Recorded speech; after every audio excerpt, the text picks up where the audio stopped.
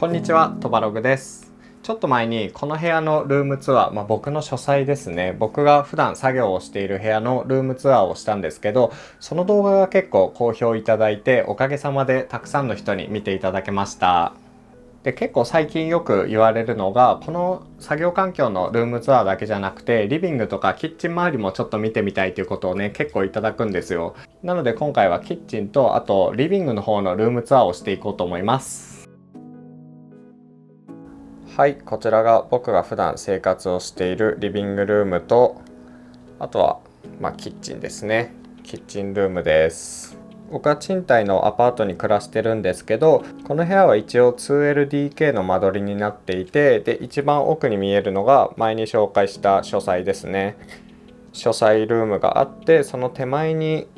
リビングルームとして活用している部屋があって、で、今僕が立っている位置がキッチンという感じです。50平米ぐらいなんでそんなに広くはないんですけど、夫婦2人暮らしであればそんなに支障なく暮らせる部屋かなと思っています。それでは早速リビングルームから見ていきましょう。あんまり構図は変わらないんですけど、僕が普段生活しているリビングルームです。で、書斎とリビングルームを仕切ってるのは 2x4 材で組み立てたパーテーションで、もともとはここにドアがあったんですね。真っ白い引き戸で区切られてる部屋だったんですけど、それだとリビングの採光が取れなくて結構暗い部屋になってしまうということで、引き戸を全て取っ払って今はこういう風に DIY をして書斎とリビングを区切っています。前にも簡単に紹介はしてるんですけど、こんな感じですかね。で、もともとはなんか工夫してたんですけど、今こんな風に 2x4 材で作ったパーテーションを釘で留めてしまっています。空間的には結構区切られる感じになるんですけど、ちゃんと風通しも良くて、あと光もちゃんと入ってくれるんで、個人的にはすごい気に入っているパーテーションです。このリビングに話を戻すと、リビングのコンセプトは賃貸でもホームシアターのある暮らしっていう感じで、簡易的なホームシアターみたいな感じなんですけど、ちょっと大きめの LG の49インチのテレビを置いていて、でソファーを囲うようにパイオニアの5.1 チャンネルホームサラウンドシステムを置いているっていう感じです。で、普段ご飯を食べる時とか、お昼休みとかちょっと晩酌する時とかはいつもテレビをつけていて、時々面白いバラエティ番組がやっていたら見たりとか、あとは Amazon の Fire Stick TV を指しているので、たまにNetflix とか Amazon プライムビデオで気になった映画とかドラマを見ています。僕がこのテレビを購入したのは4年ぐらい前で、結構ね、当時だと49インチ大きいなっていう感じがしたんですけど、やっぱりこの家に引っ越してきてちょっと小さいなっていう感じがしています。最近は55インチとか65インチの 4K テレビでもそんなにね高くない価格帯で売られているので、次に買い替える時は65インチのテレビが欲しいなと思っています。で、部屋自体はそんなに広い部屋ではないので、空間を利用するということで、このパーテーションに直接壁掛けテレビとして、宙に浮かせる形で配置しています。これによってスペースを有効活用できて、さらに目線もまっすぐになるんで、結構ねいい感じです。で、サラウンドシステムはこれですね。パイオニアのものなんですけど、だいたい4万5千円ぐらいだったかな。ここの中央部分にウーファーがついていて、あとはこんな風に四隅に音の出るスピーカーバーというか、アクション映画とか SF 映画とかだとかなり臨場感のある音で映画とかを楽しめるんで、個人的にはかなりおすすめです。で、しかもこのパイオニアのホームサラウンドシステムなんですけど、 Bluetooth に対応してて、スマホから Bluetooth で音を飛ばして、普通に Bluetooth スピーカーとしてもリビングでは活用しています。いつもリビングには Nintendo Switch を置いていて、動物の森を楽しんだりとか、たまにスマブラは実質でやるんですけど、たまにスマブラをやったりもしています。リビングはそんな感じですかね。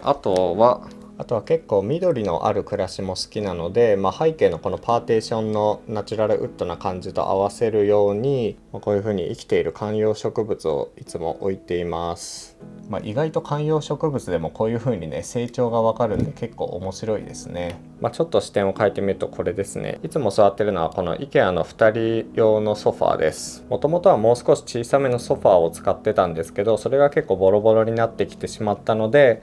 ちょっと前に買い替えたっていう感じです。割と小スペースな感じなんですけど、2人で座るぐらいだったらかなりゆとりを持って座れるサイズ感なので、個人的には気に入っています。リビングに人をダメにするソファーも置いていて、これは普段はオットマン代わりに使っているんですけど、時々お風呂上がりとかはスマホとか iPad を片手にここにもたれかかったりしています。でリビング兼ダイニングとして使ってるんで、テーブルは結構高めのものを使っています。足は伸び縮みする IKEA の足で1本500円ぐらいのやつに、この上は同じく IKEA で購入した一見木目調に見える感じの天板を合わせて、使っています。リビングはこんな感じなので、続いてはキッチンの方に移っていきたいと思います。キッチンは普通のよくある感じのキッチンなんですけど、僕はそんなに料理とか炊事をしないので、奥さんがいろいろと綺麗に整頓して掃除してくれています。この棚の部分にはよく使うコップですね、サーモスのやつとか無印のコップとか、ボウルとか鍋とかを置いていて、でキッチン用具を壁からかけているっていう感じです。基本的に無印良品のものと IKEA のもので統一しているので、割と色に統一感がある気がしています。であとはこの辺に調味料類をバーって並べていて、直射日光が当たらないんでこのままでも全然大丈夫な感じですね。これ僕手放せないアイテムなんですけど、お酒ですね。いつもはこの日課のウィルキンソンジンとあとブラック日課を2リットルずつ購入して、居酒屋とかでよく見ると思うんですけど、ここにポンプをつけてるんですよ。一押しくんっていうポンプをつけていて、ピュッて押すと、30ミリが定量で測れるっていうものをつけていて、お酒を飲んだりしています。結構お酒飲む人だったらこれめちゃくちゃ便利なのでおすすめです。この棚の上のところにはグラス類をひとまとめにしていて、基本的にはよく薄張りっていうグラスでお酒を飲んでいます。でも結構ね、ビールが好きなので、ビール用に、ピルスナー用とか、あとバイツェン用とか、そういうグラスをいろいろ種類を揃えていて、ビールの種類に合わせてグラスを選んだりしています。なので2人暮らしなんですけど、結構グラスの種類は多い気がしています。キッチン周りで言うとこれですね。最近 IKEA で購入したシェルフです。あと冷蔵庫とか、白物家電が置いてあります。この家は結構古めのアパートで賃貸なので、パントリーとかがないんですよね。収納面がそんなに充実していないので、こういう風に IKEA のシェルフを購入して、収納代わりにしています。でこの IKEA のシェルフは結構自分で組み替えとかカスタマイズができるものなんですが、僕は最近購入したこの大きめの冷蔵庫に合わせて構築しています。で結構冷蔵庫をこういう風にぴったりとはめ込んでいて、でここには無印の前に紹介したゴミ箱があるんですけど、これをこうやってこの無印のゴミ箱にキャスターをつけていて、ぴったりサイズで後ろに収まるようにしています。これ冷蔵庫とシェルフの間にすごいぴったりだったんで、めちゃくちゃ気持ちがいいですね。で一番上の棚が収納になっていて、使ってない備品だとか、あと飲み物とか、あとハイボールとかジンソーダでよく使うソーダ水、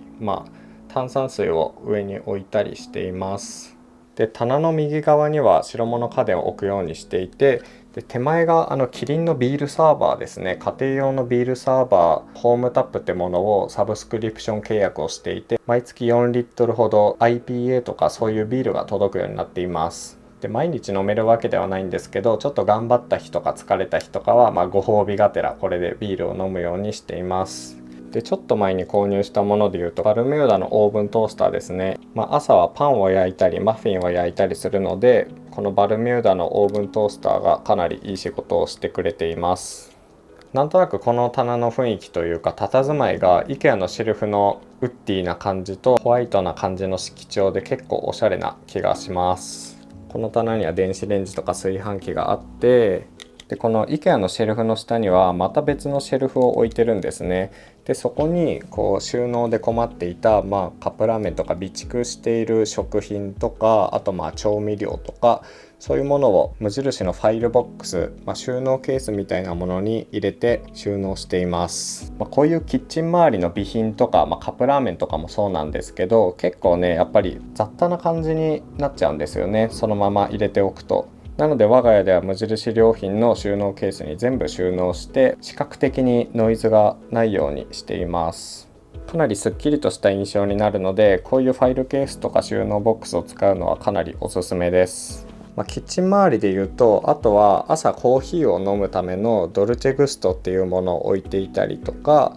コーヒーグッズ、あと夜に飲むお酒、カクテル類とかを置いています。僕は毎朝コーヒーを飲むんですけど、基本的にはいつもこのコーヒーミルでコーヒー豆をひいて、でちゃんとドリップをして飲んでいるんですが、たまにやっぱり忙しい時とかめんどくさいなって思った時はこのドルチェグスト、カプセル型のコーヒーマシンで済ましてしまいます。これめちゃくちゃ便利で、トイレに行ってる間にお湯が注げるぐらいお湯ができるのが早いんですね。ここに水を入れて、でコーヒーの味が結構いろんな種類選べて、マイルドとかモーニングとか、エスプレッソみたいなものとかこうやって朝選んで、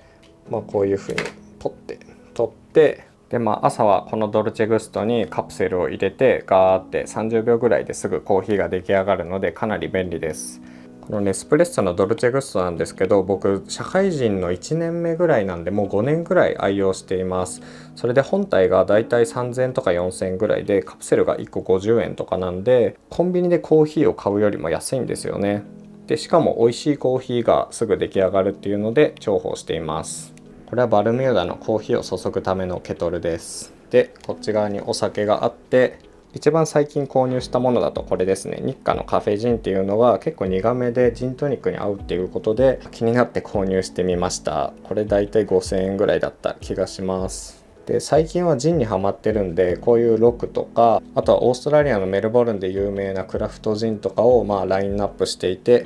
気分によって飲み分けしています。ちなみにこっちにボトルのジンもあって、普段はこっちを飲んでいるんですけど、ちょっと高めのジンは少量を買って時々飲み比べしているっていう感じですね。でこれはミントのリキュールで、これはなんかカンパリみたいな味がするお酒なんですけど、ちょっと甘めな感じのものですね。イタリアのお酒です。でこの棚の奥にはあんまり普段は飲んでいないお酒が置いてあったりとか、あと薬とか掃除グッズが置いてあったり、工具を置いていたりします。結構あんまり収納が多いアパートではないので、こういう風にね工夫してシェルフとかを組み合わせて収納を作っています。であとはこれなんですけど、これは移動式の IKEA で購入した、移動できる収納です。でこの中にお茶菓子みたいなのを入れてたり、午前中はコーヒーを飲むんですけど、午後はお茶をよく飲むので、オーストラリアのメルボルンで購入した T2 ってお茶をよく飲んでます。これはタミーティーというもので、なんかイソップでお茶出されるじゃないですか。ああいうなんかちょっと甘めの風味がある美味しいお茶です。気に入っています。でお菓子があったりとか、コーヒードリップコーヒーがあったりとか、そういう感じでいろいろ収納しています。結構これも便利です。はい、という感じでトバログの、リビングとキッチンのルームツアーをしてみました。そんなに普通の人と違った面白さはないと思うんですけど、こういう感じの部屋で生活をしています。はい、というわけで僕のリビングとキッチンのルームツアーをしてみました。どうでしたかね。あんまり作業環境みたいにすごいがっつり作り込んでるというわけではないんですけど、僕が普段生活をしていて心地のいい空間になっています。一応夫婦2人暮らしの部屋ということで、本当は他に寝室もあったりするんですけど、今回はキッチンとリビングと前に紹介した作業部屋という感じでルームツアーを作ってみました。広さ的にはそんなに広いわけではないんですけど、2人暮らしだったら割と十分な間取りなのかなと思っています。じゃあこんな感じで今回のルームツアーを終わりにしたいと思います。トバログではこの動画の他にも作業部屋のルームツアーとか、あと人のカバンの中身をインタビューするコンテンツもたくさん上げているので、よかったら他の動画も見ていってください。それで気に入っていただけたらチャンネル登録もお願いします。それでは次の動画でお会いしましょう。トバログでした。